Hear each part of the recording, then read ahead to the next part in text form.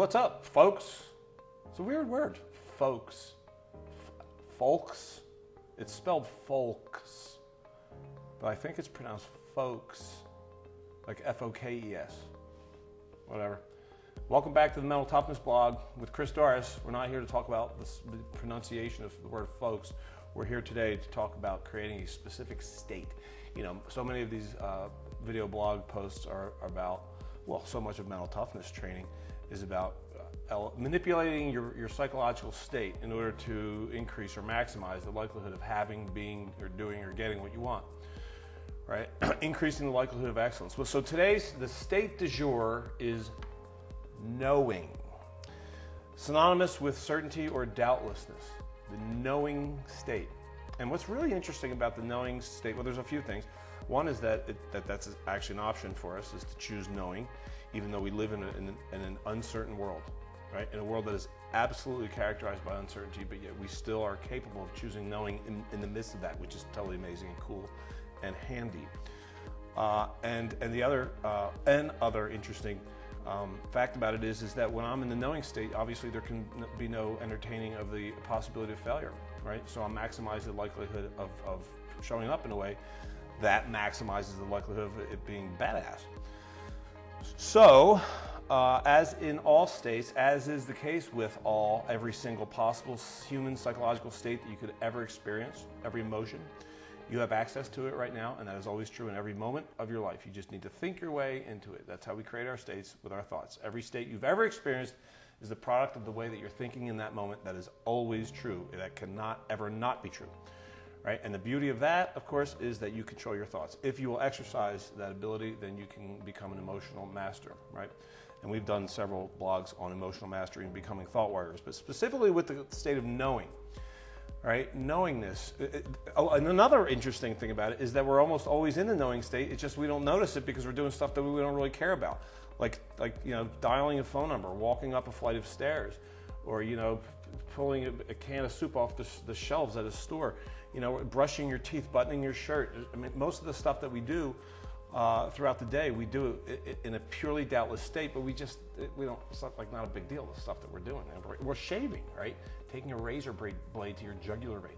We're eating with a fork and not stabbing your face. Driving a car, you know, which is probably the most dangerous thing that we volunteer ourselves to engage in on like a daily basis. Yet most often we don't entertain the possibility of all the things that could go wrong. I had to do that. Going wrong, of course, as we know, is just an interpretation of a set of outcomes. It's just one way of viewing things. But you know what I mean? Like, you know, whether if the car could break down, there could be an accident out there, you could get in an accident, all these different things could happen that would prevent you from actually succeeding and getting to wherever you're going. But we don't entertain that. But when we're doing the stuff that matters most to us, we get goofy in our heads, right? We start to entertain the possibility of the possibility of failure, which is really stupid. So let's change that, right? By starting the practice of, before you do anything that matters to you, something about which the outcome is important to you, get your head right. And experiment with choosing the knowing state. There's lots of different states you could create. There's a million states you could create. But let's experiment with the knowing one because it's one of the most powerful ones. And it really does serve me and serves us when we're doing something that matters. Like, for example, athletes, or we'll say specifically golfers. I used to coach a ton of golfers. I used to only coach golfers. And, you know, we'd be out on a golf course and I would say, okay, so you've chosen the way you're going to play the shot, and you've chosen your club. So now go ahead and know that it's going to go in from 160 yards here with your 7-iron. What? And they're looking at me like, huh? I'm like, go ahead, just decide that it's going in. Are you going for? It's a center pin. It's not a sucker pin or anything. You told me you're going right at the pin, right? So what's the best case scenario? It goes in, right? Okay, so go ahead and choose that.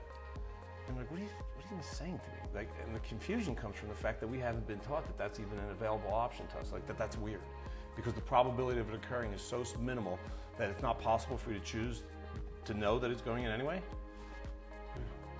Yeah, you can do that. You're allowed to do that, just like you do when you get in your car. There's a possibility of all kinds of things going along, but you entertain none of them, and that's powerful. And that actually decreases the likelihood of those things occurring, the things you don't want to occur, because you're in the knowing state, which means you're not entertaining. There's no, in your field of consciousness, there's nothing about disaster, right? So, like, if you want to experiment with that, think about when you're walking down, don't do that, never mind. Think about if you're in sales, before you go into a sales call, get your head right. Talk to yourself in knowing language, right? Negotiations. Say you're having a dialogue with a loved one that's potentially conflictual, right? Get into the knowing state. Now, I'm not saying know that you're going to be right or knowing that you're going to win the argument. No, it's knowing, going to get your head into the knowing state that there is a win-win, that there is a solution to the conflict that serves both of you, and that you're both strong enough and capable enough to get to it, right? Go into your conversations with your loved ones with that state in mind, right? Relinquish the need to be right and know that there's a win-win. When I go into coaching sessions, I get my mind right in advance, and I speak to myself in knowing language by saying, I know that I am infinitely competent. I'm an expert at what I do, and I am therefore capable of serving the hell out of this person right now, right? And when I go to do my talks, right, keynotes and workshops, I absolutely spend time in advance, get my mind right. Part of it is telling myself that I'm an expert, knowing that I'm an expert. I'm a great speaker. I have fun with people when I speak. I bring unbelievable value, as a servant, and I know it's going to go great, and I know that in advance, right? And even before a video like this, honest to God, before I turned the camera on, I told myself, I know that I've got some content here that's fun and that's going to be useful, and I know I'm serving, right? And I know that I have fun with this. So I get my head right before this, even, because this matters to me. This is a big deal to me. This is me serving you. So to summarize, okay? Think about the times, the sets of circumstances in your life, right, the events, where it would be really handy for you to take a minute to get yourself into the knowing state in advance, okay? And list them out. And then start practicing that.